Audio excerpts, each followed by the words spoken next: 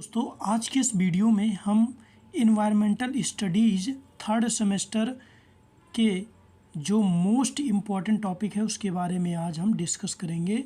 ये हर साल पूछा ही जाता है थर्ड सेमेस्टर में इन्वायरमेंटल स्टडीज़ में।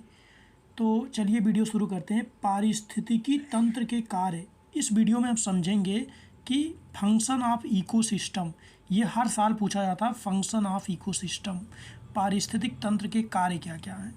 तो पारिस्थितिकी तंत्र में जैविक व अजैविक घटक आपस में संबंधित होते हैं।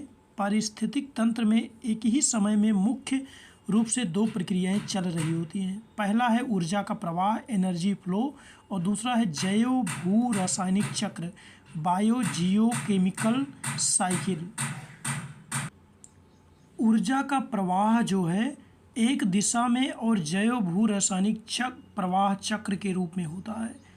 अब हम बात करते हैं ऊर्जा का प्रवाह कैसे होता है। ऊर्जा को अनंत काल तथा बारंबार उपयोग नहीं किया जा सकता, क्योंकि हर स्तर पर ऊर्जा का ह्रास व उपयोग होता है। जैसे सौर ऊर्जा को हरे पादप, इन्हें प्रोड्यूसर यानी उत्पादक कहेंगे, प्रकाश संश्लेषण द्वारा रासायनिक ऊर्जा केमिकल एनर्जी में बदल देते हैं, पादप या कार्बोहाइड्रेट के रूप में। अब शाकाहारी जीव इन पादप कार्बोहाइड्रेट का उपयोग करते हैं, जिससे रासायनिक ऊर्जा उन तक चली जाती है। शाकाहारी को मांसाहारी उपभोग करते हैं, जिससे ऊर्जा का प्रवाह अगले स्तर तक हो जाता है। इस बीच में ऊर्जा का ऊष्मा के रूप में या कार्य करने में यांत्रिक ऊर्जा के रूप में उपयोग ह्रास हो जाता है। सामान्यतः कुल ऊर्जा का 90% हर स्तर पर उपयोग होता है और 10% अगले स्तर पर हस्तांतरित हो जाता है। देखिए, ऊर्जा का यह क्रम चलता रहता है। सबसे पहले हरे पौधे उत्पन्न होते हैं, फिर उनको क्या करते हैं, जीव, शाकाहारी जीव खा लेते हैं, फिर शाकाहारी जीव को मांसाहारी जीव खा लेते हैं। यही क्रिया लगातार चलती रहती है, इसे हम ऊर्जा का प्रवाह कहते हैं। देखिए, जो कुल ऊर्जा है उसे 90% पहले में लेते हैं, फिर वो 10% दूसरों को हस्तांतरित कर देते हैं। अब हम बात कर लेते हैं जैव भू रासायनिक चक्र, बायो जियो केमिकल साइकिल।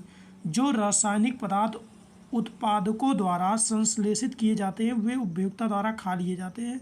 अब पृथक करने वाले डिकम्पोजर द्वारा उपभोक्ताओं के शरीर में सारा कार्बनिक पदार्थ अकार्बनिक में तोड़ दिया जाता है, जो फिर से उपभोक्ता की संश्लेषण क्रियाओं द्वारा कार्बनिक पदार्थ में बदल दिया जाता है। इस प्रकार द्रव्य प्रकृति में घूमता रहता है, इसका रूप परिवर्तन हो सकता है।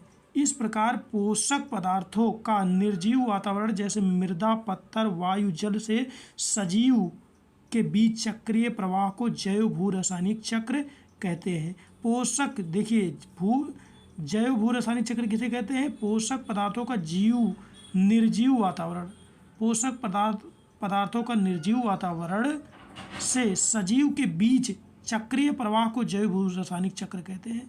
तो गाइज़, ये आपके थर्ड सेमेस्टर में बहुत ही इम्पोर्टेंट टॉपिक है। ये हर साल पूछा ही जाता है, फंक्शन ऑफ इकोसिस्टम।